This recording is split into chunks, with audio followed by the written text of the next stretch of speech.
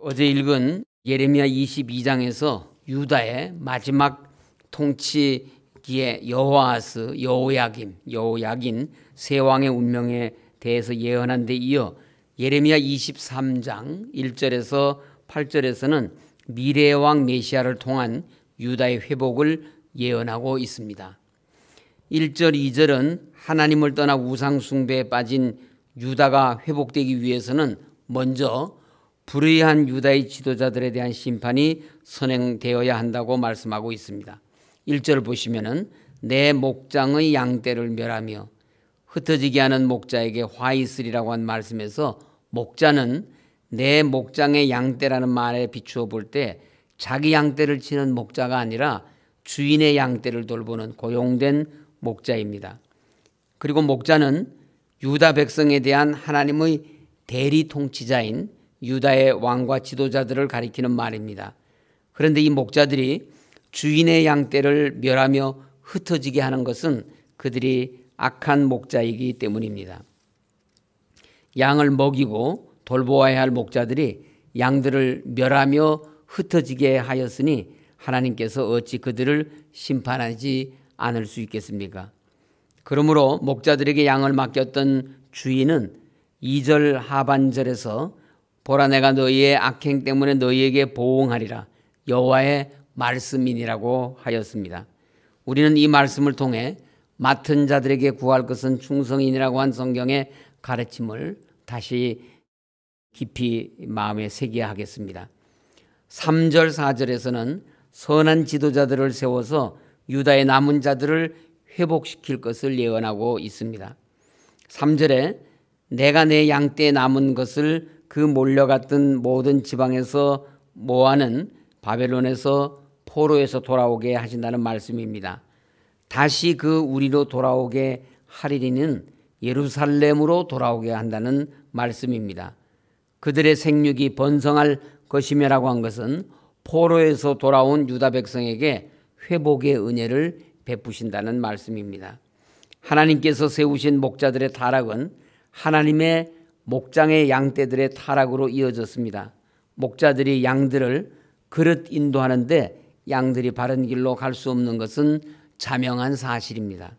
그러므로 하나님께서는 유다가 하나님의 목장이기는 하였지만 그 목장을 심판하기로 작정하시고 심판의 도구로 바벨론을 사용하셨습니다. 여기에서 양떼 남은 것의 또 다른 의미는 하나님의 목장의 양떼들이 대부분 악한 길을 갈 때에도 이 남은 자들은 그들과 같은 길을 가지 않고 목장의 진정한 주인이 되시는 하나님을 바라보면서 선한 길을 갔다는 것입니다. 따라서 여기에서 양떼에 남은 것은 하나님의 심판에서 살아남은 자들을 지칭합니다. 바벨론의 포로로 잡혀간 유다 백성들은 하나님의 심판을 받은 것처럼 보이지만 사실은 그들 중 악한 자들이 하나님을 떠나 악을 행할 때에도 하나님을 경외하며 믿음을 지킴으로 인해 하나님의 은혜를 입어 유다에 하나님의 심판이 임할 때에 보존된 자들인 것입니다. 하나님께서는 남은 양들, 그 백성들을 이방 땅으로 옮기시고 목장, 즉 예루살렘과 유다를 다시 회복시키신 후 그때 남은 양들을 그 본래의 목장으로 돌아오게 하신 것입니다. 이러한 사실로 우리가 알 수 있는 것이 무엇입니까? 하나님을 진심으로 경외하는 자들은 어떠한 상황에서도 망하지 않고 보존된다는 사실입니다. 하나님의 참된 자녀들이 망하는 법은 없습니다. 교회도 하나님의 심판에서 예외가 되는 것이 아닙니다. 베드로전서 4장 17절은 하나님의 집에서 심판을 시작할 때가 되었나니 만일 우리에게 먼저 하면 하나님의 복음을 순종하지 아니하는 자들의 그 마지막은 어떠하겠느냐고 하며 마지막 때에 하나님의 심판이 하나님의 집 교회에서부터 시작한다고 말씀하고 있습니다. 선민 유다의 심판이 임한 것처럼 교회도 타락하면 하나님의 심판을 받습니다. 그러나 그때에도 하나님을 진심으로 경외하는 자들은 하나님께서 지켜주십니다. 그러므로 우리 성도들은 언제나 남은 자로 하나님 앞에 서시기를 바랍니다. 다른 모든 사람들이 어떻게 하든지 개의치 마시고 하나님만을 바라보며 오직 믿음을 지켜 의의 길로 가시기를 바랍니다. 4절 보시면은 하나님께서는 이방 땅에서 모안에서 다시 그 목장으로 돌아오게 할 남은 양떼들을 위하여 그들을 기르는 목자들을 세울 것이라고 말씀하고 있습니다. 내가 그들을 기르는 목자들을 그들 위에 세우리니, 다시 말해서 새로운 지도자들을 세워서 유다의 남은 자들을 회복시키겠다는 말씀입니다. 5절 6절은 3절 4절에서 언급한 유다의 회복에 대한 약속을 구체적으로 언급한 말씀으로 하나님께서 유다 마지막 통치기에 불의한 왕들과는 전혀 다른 정의와 공의로 그 백성을 다스릴 한 의로운 왕을 다윗의 자손 가운데서 일으켜서 그를 통해 하나님의 택한 백성들을 구원하실 것을 예언하고 있습니다. 5절의 한 의로운 가지란 다윗의 자손 예수 그리스도를 가리킵니다. 이 예언의 말씀대로 예수 그리스도께서 세상에 오셔서 하나님의 나라를 선포하시고 메시아 곧 그리스도의 통치를 시작하셨습니다. 예수 그리스도의 하나님 나라의 통치는 그리스도께서 다시 이 세상에 오시는 날 그리스도의 재림과 함께 완성될 것입니다. 9절에서 마지막 절까지는 거짓 선지자들에 대한 심판 예언입니다. 특히 바스울, 하나냐, 스마야 등 당시 유다 사회에서 활동한 거짓 선지자들이 백성들에게 끼친 악영향이란 실로 지대한 것이었습니다. 이런 거짓 선지자들이 활기를 칠 수 있었던 것은 당시 유다 백성들이 하나님의 경고와 책망의 말씀은 듣기 싫어하고 귀에 듣기 좋은 말만 듣고자 한 것에 원인이 있었습니다. 16절에 너희에게 예언하는 선지자들의 말을 듣지 말라. 그들은 너희에게 헛된 것을 가르치나니 그들이 말한 묵시는 자기 마음으로 말미암은 것이요 여호와의 입에서 나온 것이 아니니라고 하였습니다. 헛된 예언, 즉 거짓 예언이란 여호와의 입에서 나온 것이 아니라 자기 마음대로 한 것입니다. 33절부터 마지막 40절 사이에는 여호와의 엄중한 말씀이라는 표현이 8번이나 반복되고 있습니다. 엄중한 말씀이란 하나님의 말씀 곧 하나님의 심판을 의미합니다. 그런데 33절에 의하면 유다 백성들과 선지자들과 제사장들은 예레미야에게 여호와의 엄중한 말씀이 무엇이냐고 조롱하는 투로 묻곤 하였습니다. 우리가 이렇게 건재하고 있는데 심판은 무슨 심판이 있다고 날마다 그렇게 심각하게 바벨론에 항복하라고 하느냐고 비웃는 말입니다. 여호와의 엄중한 말씀이 무엇이냐고 조롱하는 유다 백성들에게 하나님은 내가 너희를 버리리라고 말씀하셨습니다. 34절 하반절에서는 내가 그 사람과 그 집안을 벌하리라고 하셨습니다. 또한 이러한 망령된 말을 계속하는 자들에게는 39절과 40절에서 내가 너희를 온전히 잊어버리며 내가 너희와 너희 조상들에게 준 이 성읍을 내 앞에서 내버려 너희는 영원한 치욕과 잊지 못할 영구한 수치를 당하게 하리라고 하셨습니다. 하나님의 책망과 경고는 죄인을 향한 하나님의 사랑의 초청입니다. 하나님께서는 공의로우신 분이시지만 우리가 죄를 범한다고 해서 즉각적으로 심판하시지는 않습니다. 자기 백성에 대하여 오래 참으시며 돌이킬 수 있는 충분한 기회를 주시는 것입니다. 그런데도 끝까지 마음을 강팍하게 하여 돌이키지 않고 악을 고집한다면 그들에게 남은 것은 악의 결과인 심판 외에 아무것도 없습니다. 하나님께서 책망과 경고를 주실 때는 강팍하지 말고 마음을 돌이켜야 합니다. 우리는 하나님의 사랑의 초청을 멸시해서는 안 됩니다. 하나님의 오래 참으심과 사랑의 초청을 거절하는 자에게 돌아가는 것은 중한 벌뿐입니다. 우리 모두 이 사실을 명심하며 하나님과 하나님의 말씀을 경외하는 삶을 사시기를 바랍니다. 오늘도 하나님의 말씀을 우리의 마음속 깊이 새겨서 영적인 분별력을 가지고 믿음으로 승리하는 우리 모두가 되시기를 주님의 이름으로 간절히 소원합니다. 이제 다 같이 24명자들의 공동 기도문으로 함께 기도하겠습니다.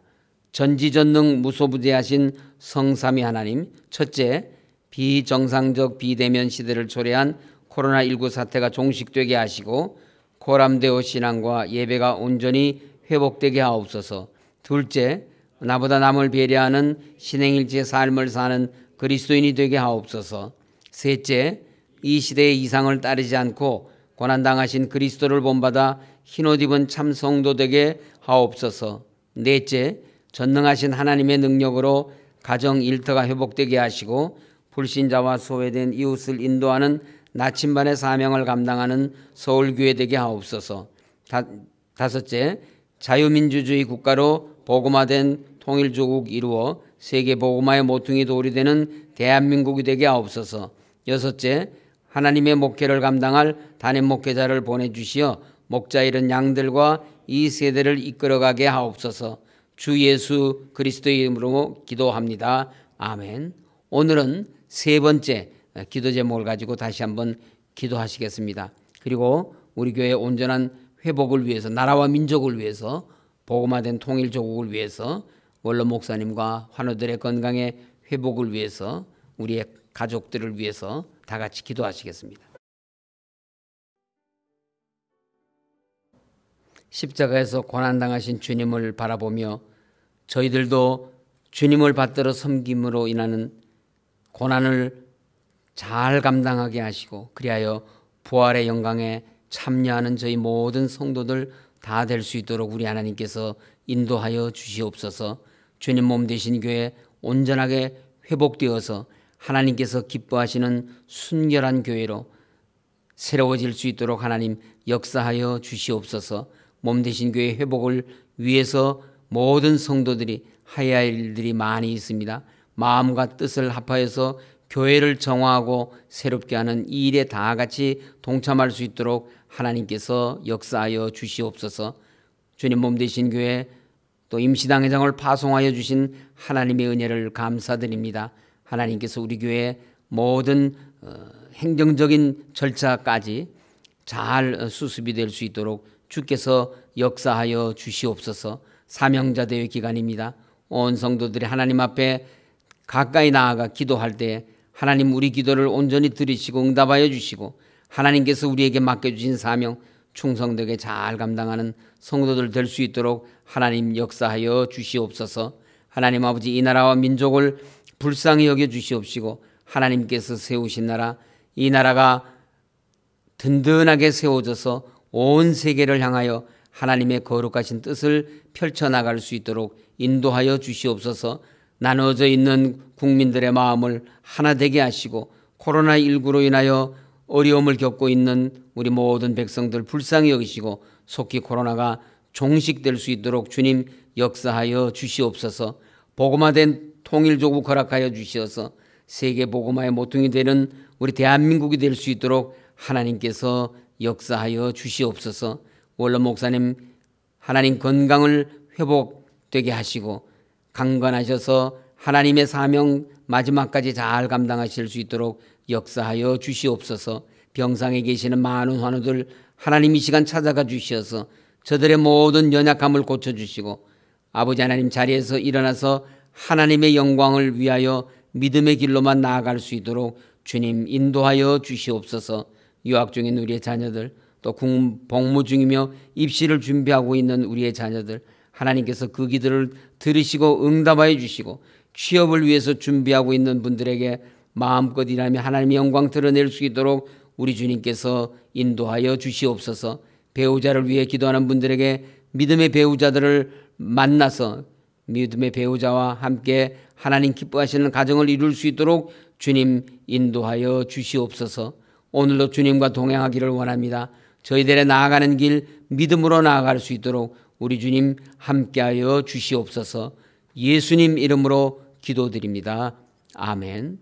하늘에 계신 우리 아버지, 아버지의 이름을 거룩하게 하시며 아버지의 나라가 오게 하시며 아버지의 뜻이 하늘에서와 같이 땅에서도 이루어지게 하소서. 오늘 우리에게 일용할 양식을 주시고 우리가 우리에게 잘못한 사람을 용서하여 준 것 같이 우리 죄를 용서하여 주시고 우리를 시험에 빠지지 않게 하시고 악에서 구하소서. 나라와 권능과 영광이 영원히 아버지의 것입니다. 아멘.